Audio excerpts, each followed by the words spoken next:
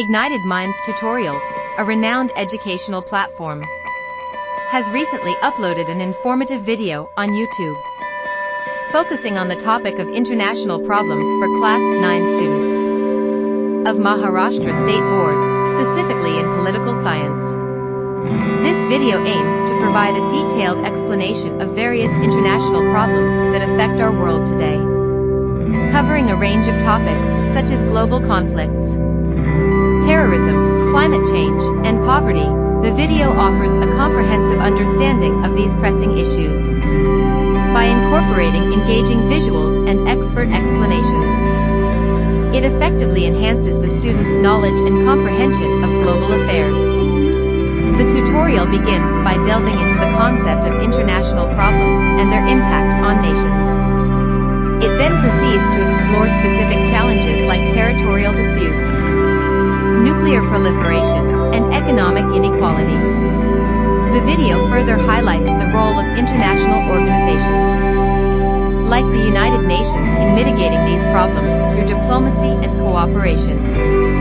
Through this video, students will gain valuable insights into the complexities of global politics and understand how these issues are interconnected. It empowers them to think critically and encourages a sense of global citizenship.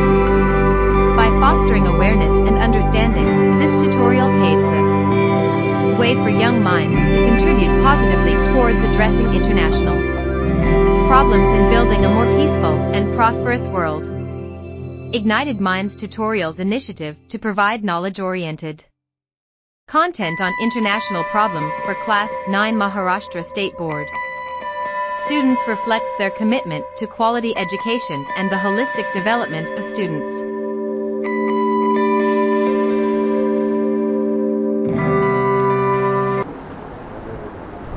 Okay, problems of refugees. People, we were dealing with international problems. International problems में हमने environmental problems को discuss किया है, terrorism के problems को discuss किया है, ठीक है, human rights के problems को डिस्कस किया है, ठीक है. Now we are trying to talk about the problem of refugees. Okay, अभी देखो refugees मतलब क्या होते हैं? एक देश से जब दूसरे देश में लोग आते हैं, अभी इसके आने का कारण क्या हो सकता है?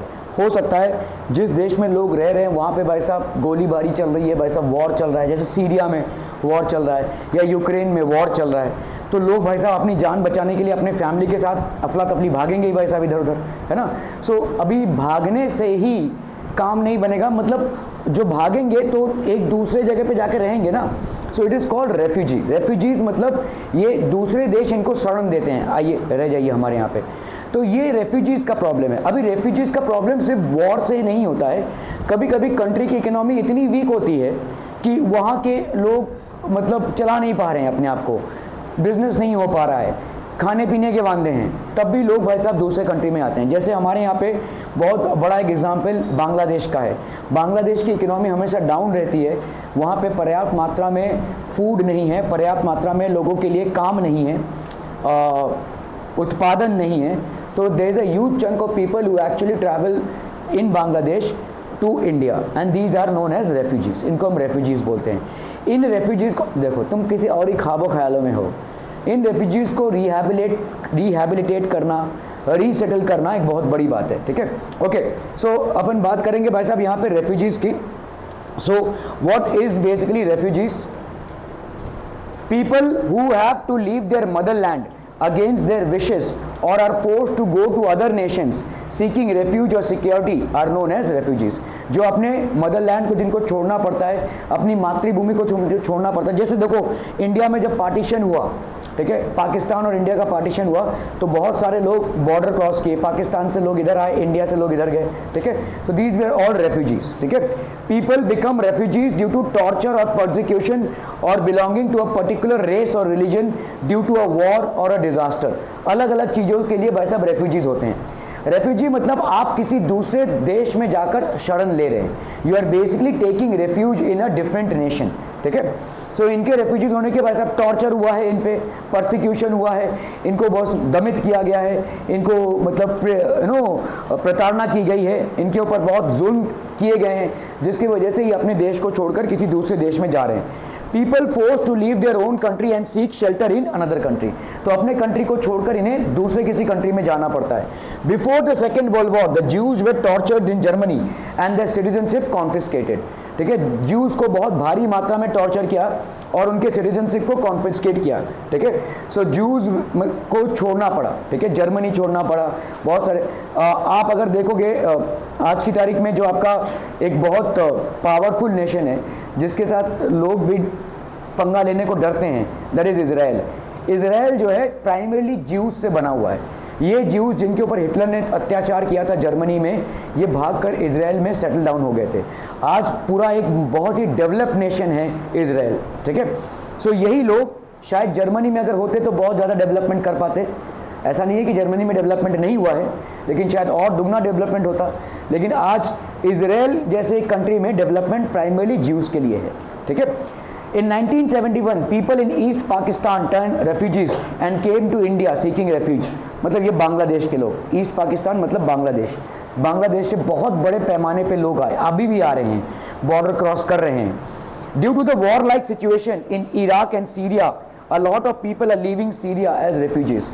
तो war-like situation है भाई साहब सीरिया में, तो बहुत लोग भाई साहब सीरिया छोड़ के इंडिया आ रहे हैं। ठीक है, इंडिया आ रहे हैं या जिस भी कंट्री में जगह मिल रही है, दे आर सीकिंग रेफ्यूज। ठीक है, रेफ्यूज मतलब अब हम तो लड़ नहीं सकते भाई साहब, और हमारी फैमिली है, तुमको कहीं ना कहीं तो इनको सुरक्षित करना है, so that is called refuge. ठीक है, when you are seeking refuge. Problems of refugees, अभी देखो हर कंट्री का अपना एक पॉपुलेशन होता है। बाहर से अगर कंट्रीज में लोग आ रहे हैं, बाहर की कंट्री से, तो क्या होगा, पॉपुलेशन इंक्रीज होगा, फिर से प्रेशर बढ़ने वाला है। ठीक है, एक दो बच्चे को पैदा होना और लाखों की तादाद में रेफ्यूजीज का आना दो अलग चीज़ें हैं। ठीक है, 10-20 बच्चे पैदा हो गए, पॉपुलेशन बढ़ा, ये एक अलग बात है, और एक साथ 1 लाख लोग अंदर आ गए किसी दूसरे कंट्री से, ये एक दूसरा मसला है। ठीक है, लेकिन पॉपुलेशन इसमें बहुत रैपिडली बढ़ेगा। ठीक है, और अचानक भयानक में हम उसके लिए तैयार भी नहीं हैं। ठीक है, okay, refugees decide upon the nation which would absorb them along with their families and help in their resettlement। तो refugees पहले डिसाइड करते हैं कि कहाँ भाई साहब जाकर हम ठहरे, ठीक है, हमारा रीसेटलमेंट हो। They go through a lot of physical and emotional stress during their journey. बहुत सारा फिजिकल और इमोशनल स्ट्रेस से उनको गुजरना पड़ता है।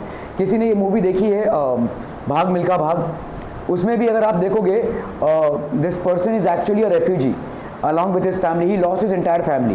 ठीक है, in Pakistan when the partition happened, he lost almost his entire family, and then they came and stayed in camps and somehow they were able to settle down। ठीक है, so they go through a lot of physical, काफ़ी सारा physical और emotional stress से इनको गुजरना पड़ता है। Natural elements like heat, rain, storms etc. also problems like food shortages, sickness and enemy in pursuit et cetera pose a challenge to these people. ये सारी चीज़ों से इनको भाई साहब खतरा होता है। ठीक है, many people lose their lives in this process. They need to find work, place to live and encounter other day to day problems. तो इनको भाई साहब ये सारे प्रॉब्लम्स झेलने पड़ते हैं। They need to adjust to the language and culture. ठीक है, no assurance that the people in this new nation will accept the refugees. अभी जिस नए कंट्री में आए हैं लोग इनको एक्सेप्ट कर भी सकते हैं, नहीं भी कर सकते हैं, है ना। So there is no assurance कि भाई साहब ये जहाँ पे गए और इनको वेलकम किया गया और ये एक्सेप्ट हो गए और ये पूरे घुल मिल गए, there is actually no assurance. ठीक है, फॉर दीज थिंग्स। तो रेफ्यूजीज़ का लाइफ जो है वो बहुत ही एक तलवार पे चलना है। ठीक है, they are somehow trying to adjust. Efforts to solve problems faced by refugees. In 1951, provisions made regarding question of refugees at the international level. Refugees will not be forcefully sent back to their country against their wishes। अगर refugees लोग आ गए हैं country का border cross करके किसी दूसरी country में, they will not be sent back। ठीक है, उनको भाई साहब फिर से वापस नहीं भेज सकते आप। ठीक है, ये इंटरनेशनल एग्रीमेंट है। Similarly, an office of High Commissioner of the United Nations has been established to solve their problems। तो एक ऑफिस है, एक हाई कमिश्नर का ऑफिस है यूएनओ में जो इनके प्रॉब्लम्स को सॉल्व करता है, रेफ्यूजीज के प्रॉब्लम्स को सॉल्व करता है। ठीक है, okay.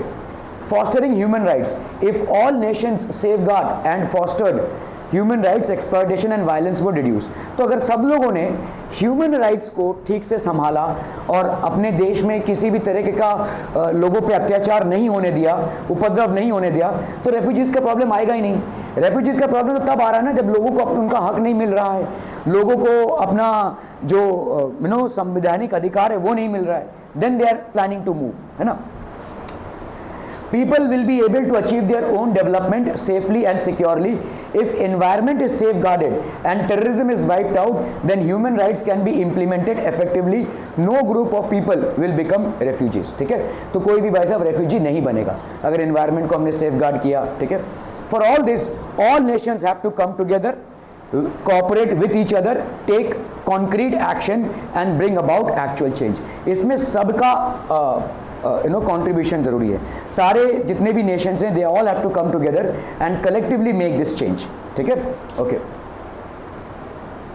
Choose the correct option from the given options and answer the complete. Which among the following is an international problem? Border dispute between Maharashtra and Karnataka, Kaveri water sharing question, problems of refugees, Naxalism in Andhra Pradesh. ये तीनों को देखोगे तो state problems है, not international problems. State where the following statements are true or false. Give reasons for your answer. Nations are ready to give shelter to refugees. नहीं.